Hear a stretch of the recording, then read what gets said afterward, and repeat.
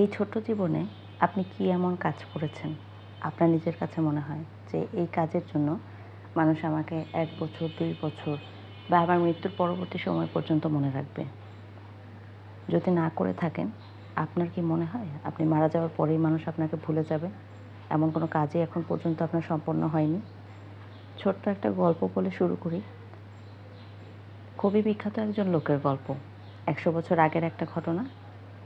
১০০ বছর আগে এক ব্যক্তি সকালবেলা খবরের কাগজে শোক সংবাদে নিজের নাম দেখেন এবং তিনি খুবই অবাক হয়ে যান। খবরের কাগজে ছাপিয়েছে ভুলক্রমে উনার এই নাম, যে উনি মৃত। এবং প্রাথমিক প্রতিক্রিয়ায় উনি নিজেকে জিজ্ঞাসা করলেন, আমি কি আসলেই বেঁচে আছি না মারা গেছি?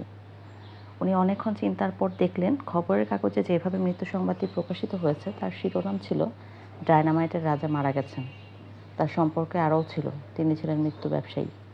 এই ভদ্রলোকই ডায়নামাইটের আবিষ্কর্তা এবং যখন তিনি দেখলেন যে তাকে মৃত্যু ব্যবসায়ী হিসেবে আখ্যা দেওয়া হয়েছে, তখন তিনি নিজেকে জিজ্ঞাসা করলেন, এইভাবেই কি আমি মানুষের কাছে স্মরণীয় হয়ে থাকব? এই চিন্তা তাকে বিব্রত করে তুলল এবং তিনি সিদ্ধান্ত নিলেন এইভাবে তিনি মানুষের কাছে স্মরণীয় হবেন না। সেই দিন থেকেই তিনি পৃথিবীতে শান্তির জন্য চেষ্টা শুরু করলেন। এবং হ্যাঁ, অনেকেই বুঝে গেছেন আমি এতক্ষণ কার কথা বলছিলাম।